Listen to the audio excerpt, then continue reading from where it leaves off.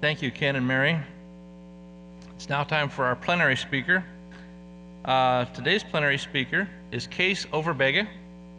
He was trained as a psychologist and has worked in design for the last 25 years.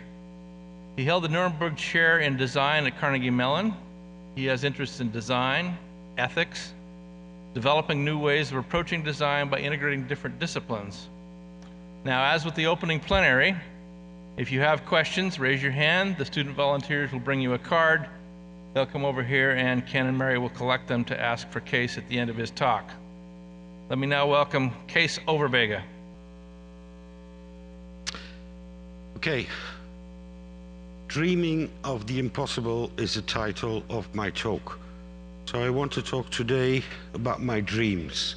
That means I'm going to talk about the future, not the past, not what I've been doing for the last 25 years, but what I would like to see for the next 25 maybe, if I'm still around anyway. What are dreams these days made of? Dreams are made of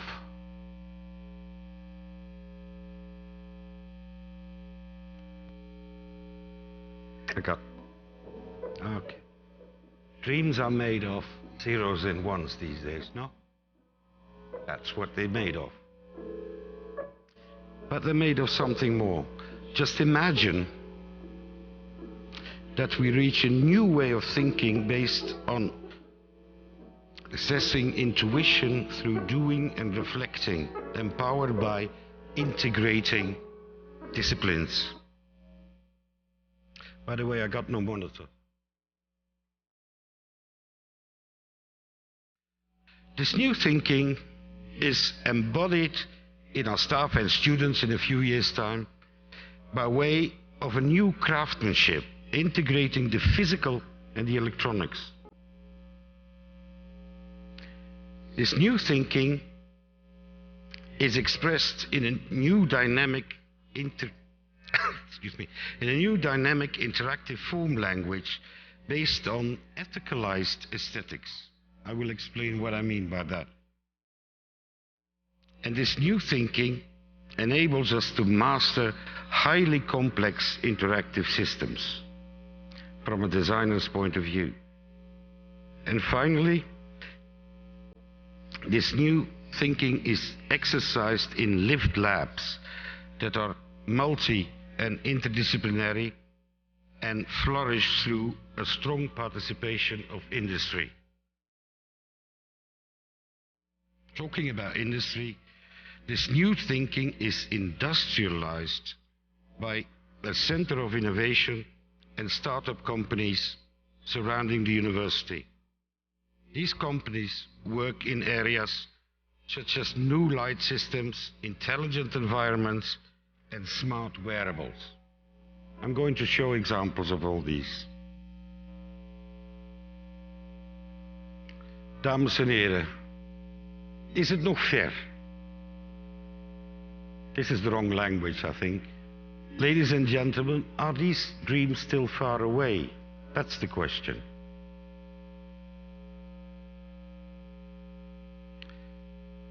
We want to open up intuition through doing and reflecting. That's what I've been saying. The mission statement of our new Department of Industrial Design in Eindhoven is designing intelligent systems, products, and related services. Now the question is, how can we do that? Okay. Well, first of all, we've been creating with our students a new educational culture. And this culture is based on reflecting on doing. So our students have to start doing things from the first day they get in, and then once they've done something, they can reflect on it, and not the other way around. Okay? This new educational culture is based on competency development, so the students design their own development. We like that. By designing their own curriculum. And students are assessed not on what they know, That's not very interesting now, is it? But on their development, how they develop as designers. That also pushes us to integrate research and education. We also developed a new design process. I will give examples in a few moments so you'll see it in action. The design process we call reflective transformative design process. Of course, design is always about integration. It's what's in the middle there. Design is always about integration. But where do you start? When you have a design brief, where do you start? We think you can start on different levels. You could start by formulating a vision, or you could start by just doing. The example I'm going to develop here starts by doing. So the students start by making things from the design brief, okay? They make prototypes, right? Then they want to integrate that. What do these prototypes tell us, right? From that, they develop a vision. Who are we designing for? How can we support this phase? How do we think it should be? Stuff like that. After that, they go, in this case, and talk to the children in the school because they want to validate what they developed. Okay. Then they go into an abstraction phase. You move from the concrete to the more abstract. Always have to do that. But the order, the students jump from one side to the other, from up and down. They can do whatever they like. The order is not fixed. Then they go back to the sensing and doing. For us, the sensorial is very important. That means that you have to be able to try out what you're doing, okay? You have to feel it in your body. So we push our students to, very early in the process, to make prototypes and also working prototypes, okay? Very important, working prototypes. After this, they go and integrate, make a final prototype. And this could be something like this. We also have the 3D printer stuff and all that, so that students can really make it. For us, also very important is that the technology is incorporated into the form. It's a unity, okay? Design is not about beauty alone. Okay, this is the final design, and then they go to the school again, and you see everybody's happy, of course. Right. Next to that, there is the biggest problem. You know, we are a university of technology. That means that we are an engineering school. That means also that we have to integrate different disciplines that have different paradigms. And that is not an easy thing to do. People who think in a completely different way. But I do believe that if we succeed in combining different disciplines, that a really new force will be released and a true force of innovation, I think. I'm still dreaming, of course. But in our school, we have design people, we have science people, and we have engineering people. And normally these people don't like each other now, do they? But we have to go somewhere else. We have to integrate these things. What we're trying to do is to put our students, to push our students to the middle intersection of all these disciplines, with different paradigms, with different ways of knowing, different way of publishing and stuff like that. Okay, that's what we're trying to do. What we have been doing, and what we will do also in the future, is to design for skills through skills. That is, we want to design for the whole human being, not only for the knowing human being.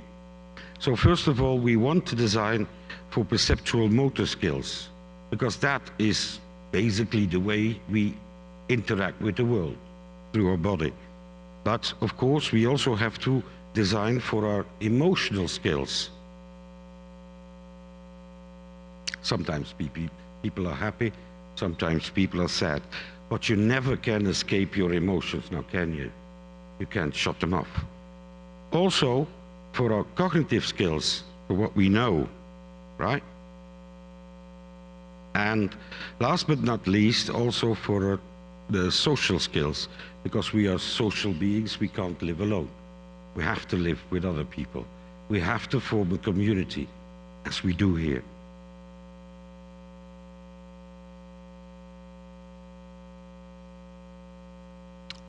I was talking also in the beginning about the new craftsmanship. A new craftsmanship, that means new skills for designers.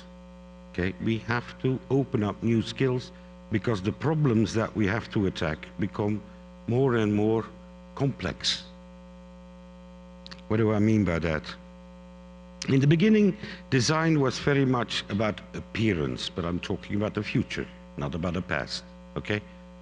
And the thing is that designers operated in the same medium as the design challenge, that is in the physical. Think of beautiful cups, beautiful vases, beautiful chairs, stuff like that, okay? Once we moved to interaction, we ran into trouble because the interaction was designed by some people and the case was designed by other people, okay? That's why I'm pushing for integration, you see. So we have beautiful objects with crappy interactions, okay? Look at this one. It's beautiful, but it's crappy. So I want to include, I just couldn't start my slides just a moment ago. I mean, I include the Apple people, okay? Now the problem, I do, Shirley. The problem is that the skills required for the design of systems will again be much more complex. And we don't have a clue, do we, as designers? We have to be honest about that. We don't have a clue. So I will show you in a few minutes how we are trying to find clues, okay? But one of the things is, in this new craftsmanship, that if you're talking about designing systems, it is difficult, if not impossible, to have an overview of the complete system before it exists. That's an extra problem. I can imagine what a cup would look like, but what will a system look like? And what will it do? How will it perform in the world? And next to that, there might be many valid different viewpoints, okay? So it's a very uncertain and very worrying dream I have. But anyway, that shouldn't stop us now, should it? So let's see if we can find a new dynamic interactive form language for systems that at least behave, okay? Because all the stuff that we're using these days is starting to behave. Can we say something sensible about that? We've been looking into the problem. First of all, I will talk a bit about the second year bachelor exercise that we've been doing like 6-7 years ago. This is initiated by Tom Jayadinigrat and Lou Fast and Stephen Kiffin from Philips Design, the last person. And it looks a bit like this.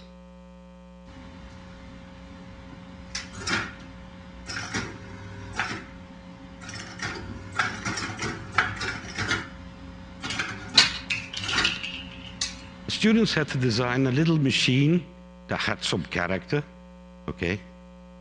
A little machine that had some character, but that would give you a nut, okay? This one, it's a vending machine, okay? You approach it, but it gets a bit angry. Look at another one. This is Dolly. When Dolly is approached,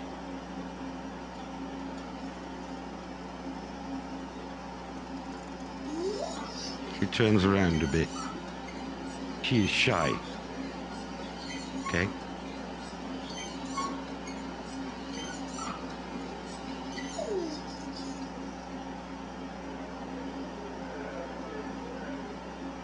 But she offers you the nut. It's completely different from the other machine, no? But she's too shy. So she's going to retire, I think. Yeah. Okay, another way we've been looking into possibilities for a new dynamic interactive form language is movement. We were lucky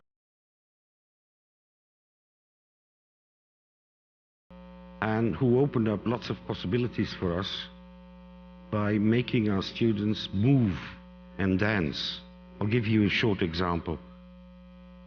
And how to explore interaction in dance. Because interaction very often is about constraining, no? It's about limiting.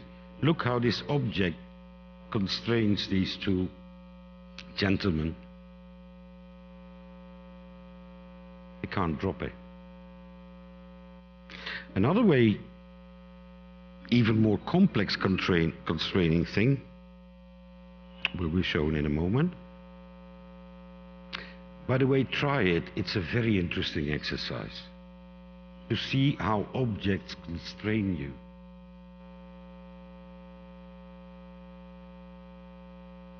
This is Microsoft Word, I think.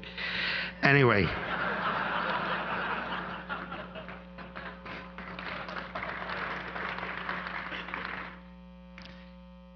Also, we moved into another direction. When I say we, I mean the DQI group and other people, the other people from our department. But if you want to meet these people, they're a bit over there later on. They're very interesting people, talk to them. I couldn't do anything without them. Another venue we've been researching is aesthetics of interaction. This is a module we do with our students. What we do is we give them, let them pick from a list a piece of music, and then first of all they have to make a film clip, a 1-minute film clip with these pieces of music, exploring all sorts of interactions. Why do we use music? Because music is so rich and interaction is often so poor. So we try to use the richness of the music and push it into the richness of the interaction. Look at this little film clip.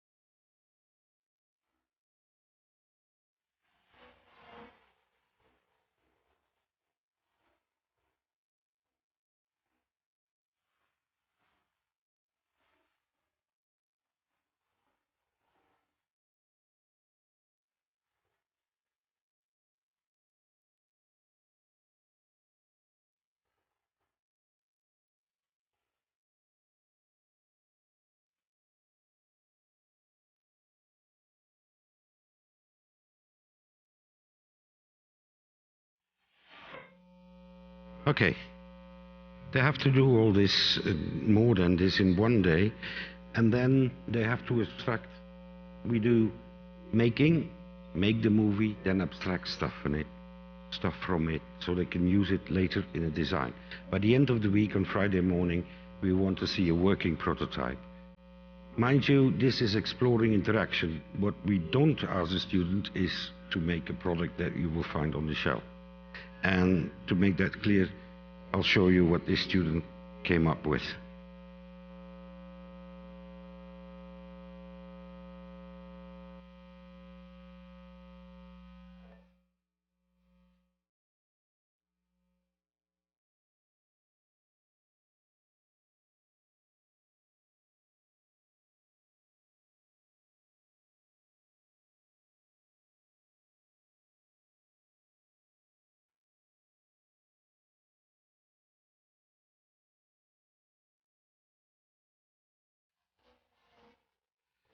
So he has to calm it down by shaking it, okay, because it's got its own character.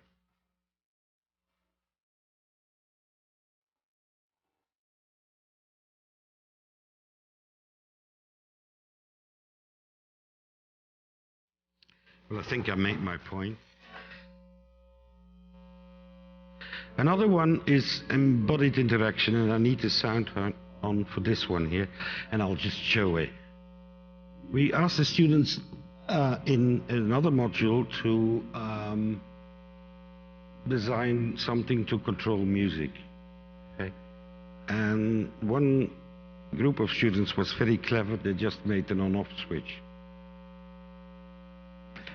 But they put, yeah, well, they put the on-off switch in this stick and enabled you to express yourself with it.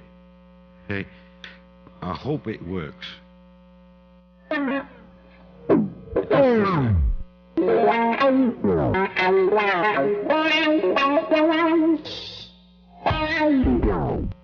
if I stop moving, the sounds, it's an on-off switch, no?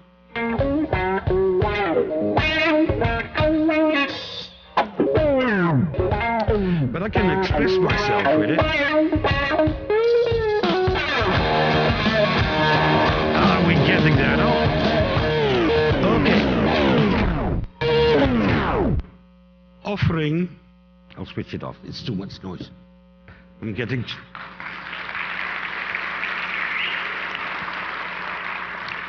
Well, it's offering behavioral opportunities. As soon as you put the on-off switch, not just on a table or something, if you put it in the stick, it will offer you endless enjoyment.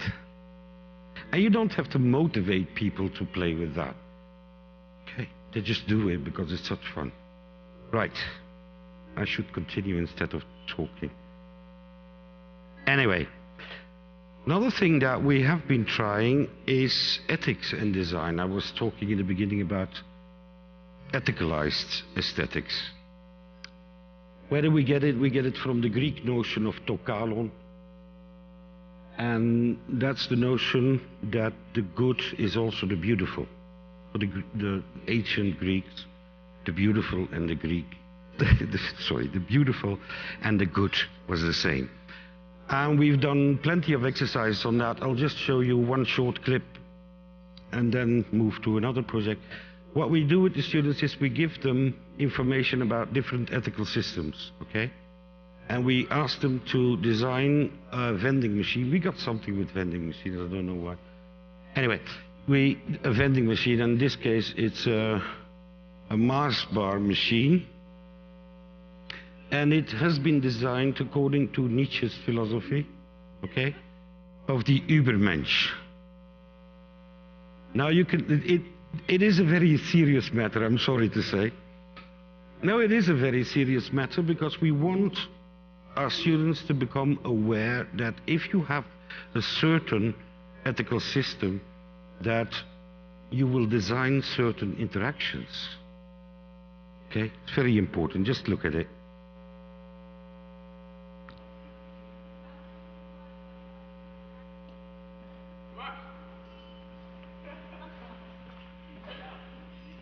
The guy is standing on a wobbly chair, really. You can't see that. This is a voice interface.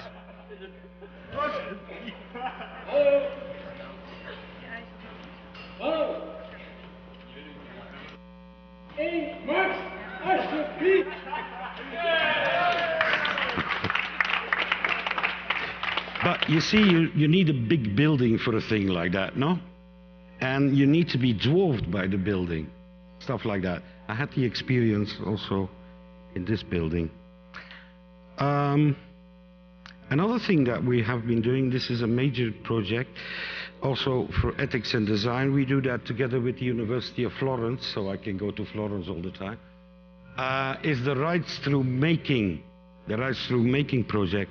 And we are planning now to make it a worldwide project. I do believe that we need a new language of conversation. And I also do believe that making might be that language. So what we do is we put students together from different backgrounds, different cultures, different languages, who don't communicate very well, but as long as they're working together and designing together, they do a great job, okay?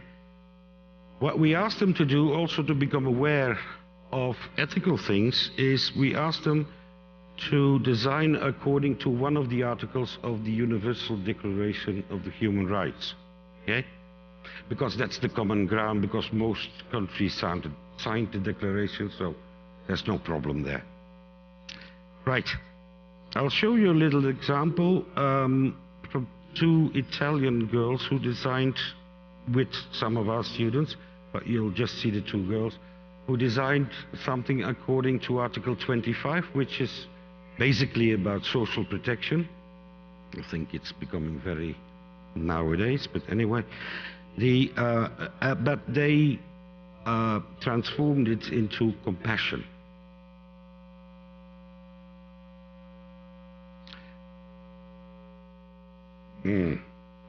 Battery is low.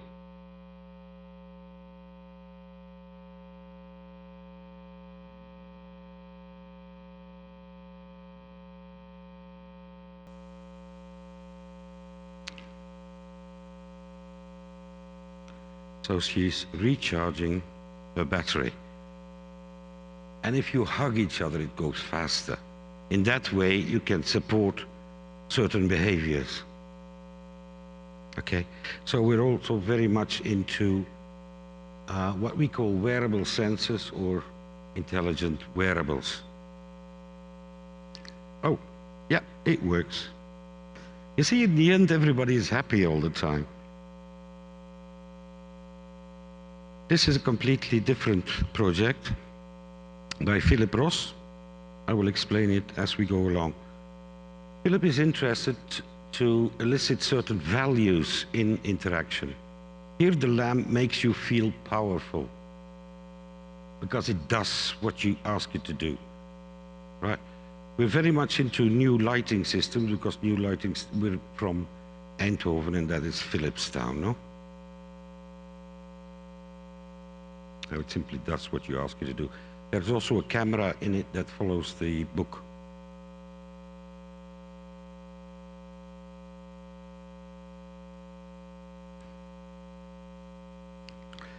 In the second film, it will make you feel helpful. There's quite a lot of stuff here. In the end, you see a website. You can download his PhD thesis. This is his PhD work. And also, you see, oh, I'm losing energy. I need some help. And also, these film clips can be found there.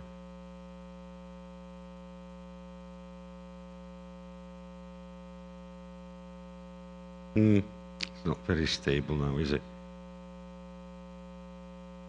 Okay. The point is, all new lighting systems will be controlled by electronics. That means that you can, give them different behaviors. Again, this is a carrier for research. It's not a product for the market as such, okay? But it's exploring possibilities. That's what we do at universities, no? Okay. Here are if you go to this website, you can see lots more. A second example I'm going to give is concerned with severely handicapped, mentally handicapped and physically handicapped children, and to learn them language. But the little film clip will explain it all. It's work by Bart Hengeveld, one of our PhD students. It's called LinguaBytes. It should be tangible, I'm sorry. 1, 2, 1, 2.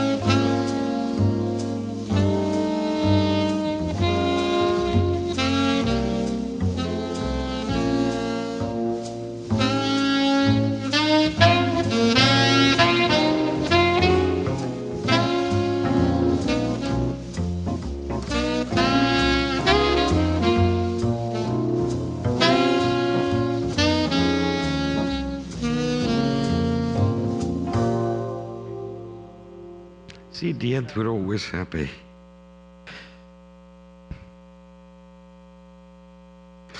Also, we are creating lived labs where we really live, because these are systems that are intelligent and have to adapt, have to learn, stuff like that.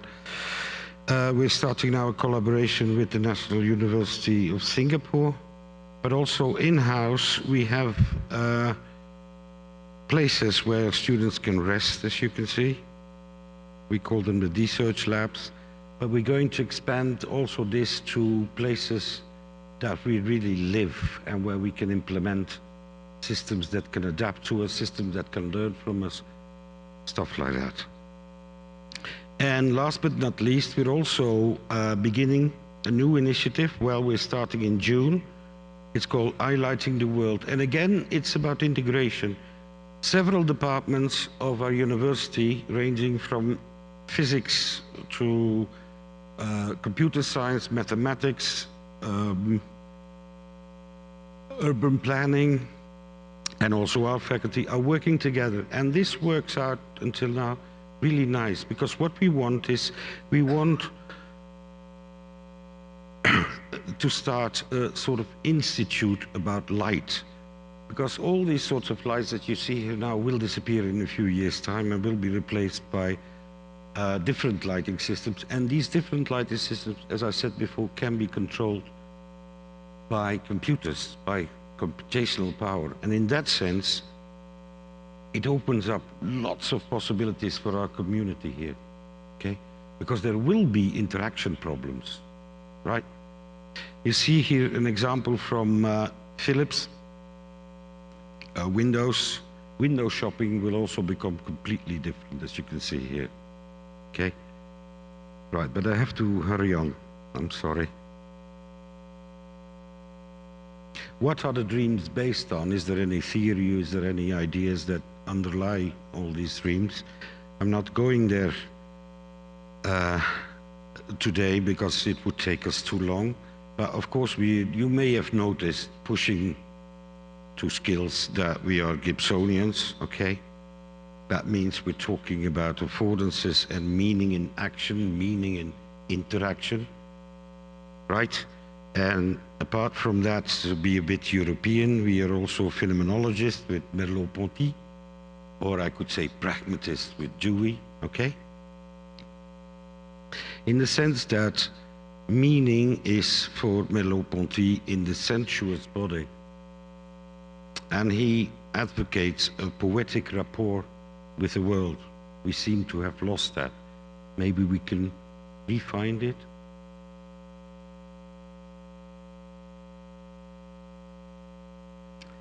So in that sense, I think we have to go to a radical new way of thinking, because we are stuck in procedural thinking many times. People want certainty, and you find certainty in procedural thinking. but you won't find innovation in procedural thinking. This guy is saying, je pense donc je suis, I think therefore I am. And he's constantly reaffirming the borders, although there are no borders, okay? So let's think, try to, again, integrate the rational and the intuitive. Yeah, you will fall down. And get away, make some room for doubt. What we are teaching our students all the time is certainty. There is no certainty. Let them make a little bit of space for doubt. Otherwise, we will get into a complete infantilization, I'm sure. You can already notice it when you watch television or whatever. Our culture is becoming completely infantile. Thank you. Now, no, I haven't finished, sorry. I got a few moments left. What would it mean for Kai? I think also here we should go for the integration of several disciplines. Remember my 3 circles? I think we should do it in this community also. If we want for ourselves a future for this community, also a future that is relevant for industry, we'll have to do it. We'll have to reformulate our thinking and get away from the boundaries that we have created ourselves and are just made out of sawdust. Anyway, good advice. Trying to conclude here, right? Or shall we just listen to the music? It would be more interesting. What do I believe? I will again reaffirm my beliefs. First of all, design is about people. It is about our lives, our hopes and dreams, our loneliness and joy, our sense of beauty and justice, about the social and the good. It is about being in the world. There is a primacy of action. I strongly believe that meaning cannot be detached from action. Meaning is in interaction. There is a primacy of embodiment. A design theory, consequently, must be a theory of action and the embodied in the first place, and of meaning in the second, and not the other way around. Reflection on action is the source of knowledge. The methods used must be rooted in design practice, in the socio-cultural and multicultural environment, invigorated by experimental and technological methods from other disciplines. That's what I was waiting for.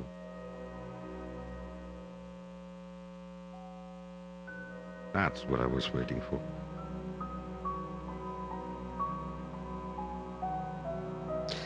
Intuition and common sense should be high on the agenda. Please remember that. They should be exploited to the maximum. Le sens commun n'est pas si commun, as Voltaire used to say. Common sense is not so common. And lastly, I believe that design practice and research are powerful generators of knowledge. They are a way of looking at the world and transforming it. Design teaching and research therefore should be interwoven. Shall we continue listening or? No. Sorry. Now let's turn myself to the young ones. But I'll do it through their teachers. I found this quote in a book by Harry Lewis, who was a dean, I think, at the university here in Harvard, who wrote this fantastic book, Excellence Without a Soul. We've been training people who are excellent in everything but do not have a soul. We shouldn't forget that. No? We shouldn't forget that. It's very important. And he quotes Menand, who says, "But the only way to develop curiosity, sympathy, principle, and independence of mind is to practice being curious, sympathetic, principled, and independent. For those of us who are teachers, it isn't what we teach that installs virtue, it's how we teach. We are the books our students read most closely. Remember that.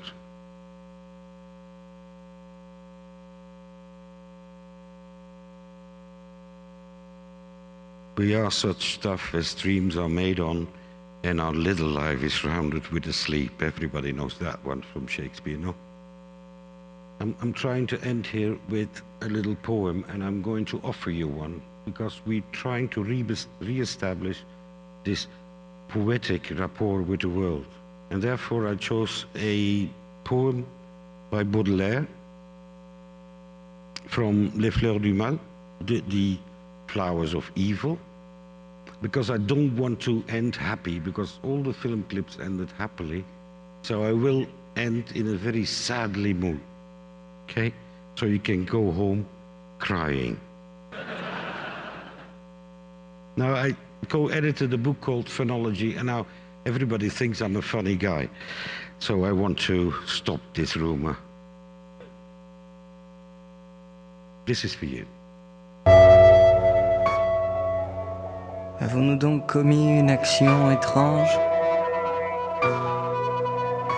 Explique, si tu peux, mon trouble et mon effroi. Je frissonne de peur quand tu me dis mon ange. Et cependant, je sens ma bouche aller vers toi. Ne me regarde pas ainsi, toi ma pensée. Toi que j'aime à jamais, ma sœur d'élection, quand même tu serais une embûche dressée et le commencement de ma perdition. Quand même tu serais une embûche dressée et le commencement de ma perdition. Qui donc, devant l'amour, ose parler d'enfer? Maudit soit à jamais le rêveur inutile qui voulut le premier dans sa stupidité, s'éprenant d'un problème insoluble et stérile, aux choses de l'amour mêler l'honnêteté. Celui qui veut unir dans un accord mystique l'ombre avec la chaleur, la nuit avec le jour, ne chauffera jamais son corps paralytique à ce rouge soleil que l'on nomme l'amour.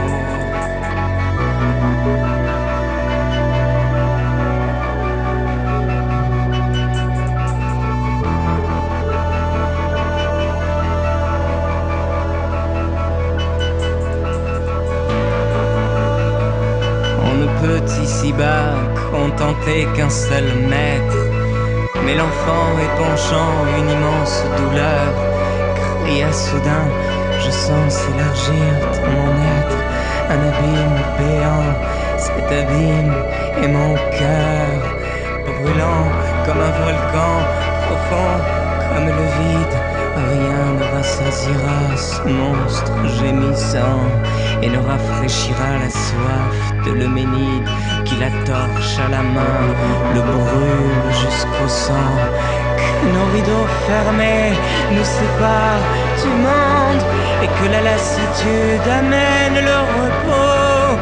Je veux m'anéantir dans ta gorge profonde et trouver sur ton sein la fraîcheur des tombeaux.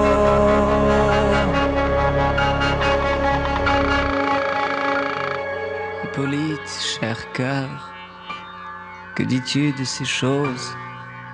Comprends-tu maintenant qu'il ne faut pas offrir l'holocauste sacré de tes premières roses au souffle violent qui pourrait les flétrir? Hippolyte, ô ma sœur, tourne donc ton visage, toi mon âme et mon cœur, mon tout et ma moitié. Tourne vers moi tes yeux pleins d'azur et d'étoiles.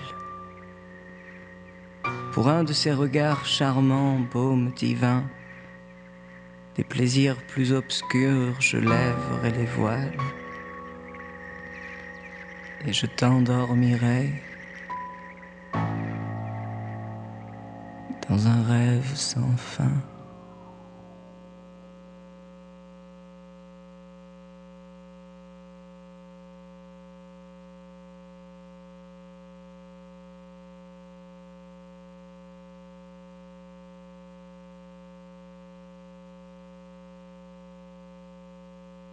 Thank you.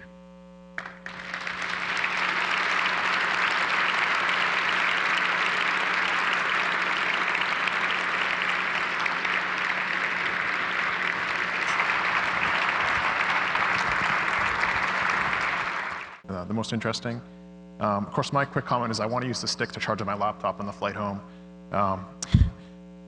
Do you think that schools should create interdisciplinary teams or interdisciplinary individuals? And which do you think is a better fit for the workplace of today and tomorrow? I didn't quite get it. Could you repeat it? Sure. Do you think that schools should create interdisciplinary teams or interdisciplinary individuals? Is there such a thing of an interdisciplinary individual? Yeah, that's what the question was. You're just an I don't know. Okay, next question. I can't answer that one. I mean, okay, so you've given many examples of tangible object design. yeah. How does this apply to perishables, such as food, packaging, services, and of course, software? I don't know. I mean, these are very difficult questions, no? And I haven't got a clue. I mean, tangible software? Tangible object design. So that's the question. Yeah, well, I'm sorry I have to skip again. We only invited you so we could really grill you here. So. You got more, no? Yeah, we got more. All right. What other steps can we take to build shared understanding or even cooperation between designers, engineers, and scientists? And of course, how can CHI help?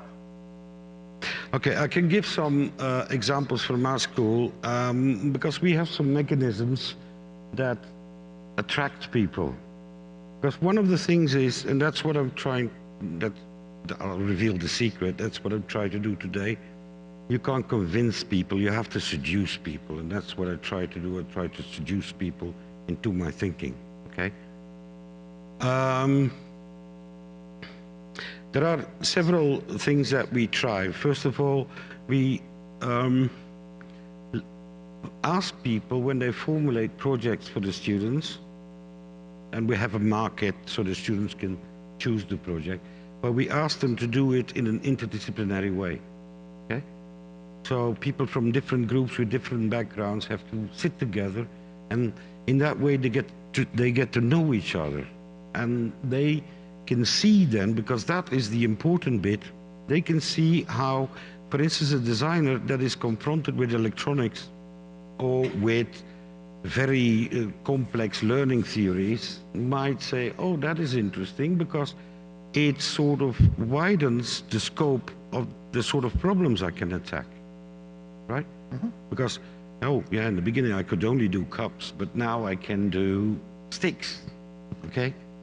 Stuff like that. And we have several mechanisms like that implemented in our system. So the people see the advantage of doing it. One of the big advantages, maybe some of you have been at the vignettes, is the stuff that the students are doing, because they come up with, you know, we have this very sort of classical engineers, and at some point they see the students come up with stuff, and they say, well, I could never have thought of that, but it's brilliant, okay? So in that sense, it becomes seductive. I didn't mean the on-off switch, but more complex stuff, okay? Right. And for CHI, I don't know, I think we should, or the people of CHI should try to implement these sort of stuff. You see, we're in a very big crisis at the moment, okay? And you are here in the United States and we are in Europe, it's the same thing. Business is stopping completely. Now, the thing is, at this moment, we have to prepare for the future, right? And that's what we're trying to implement, all this new interdisciplinary stuff. And I think it will be necessary for CHI to do it. I don't know exactly what the mechanisms could be in the United States, because I don't know the United States well enough to dare to tell you what to do. But there are mechanisms that can seduce people to do it. For instance, you could say that, as has been done in the past with other formats, I think, but you could say, if this is an interdisciplinary paper, the chance of being accepted is higher. Just think of that. Stuff like that. Okay, see, one last question. At this conference, this is a comment from one of the questioners. At this conference, I've seen dry uses of technology that are quite useful, and also beautiful works of technology, which probably have no long-term utility. Yeah. This might be a question from an engineer. Where do these genres meet, and how can I create technologies that advance the usual goals, but incorporate more beauty? Yeah, but just do it together. That was the message. Do it together. Because now all these things are done separately. If you normally design, and that's in that way we are a bit lucky in Eindhoven, that we are in the University of Technology as designers, okay? Or as a design school. But normally the design school is art, okay? And they're never going to talk to an engineer, because that's something else, it's another realm. But I think these people also within this community should get together. It's absolutely necessary to build a new future, and a new future that is sustainable, because that is one of the very important things, and we need engineers for that, but also sustainable maybe in the sense of beauty, right? And I think we need designers for that. And when you combine these two people, the engineer and the combiner, you will see the results, the outcomes will be so much richer. I'm really convinced of that. But either you believe me or you don't. I mean, I completely, yeah, as a Randy Pausch protege, I believe you. I'm a dreamer, sorry. All right, well, thanks very much. Let's have a round of applause for Kees. Okay, thank you.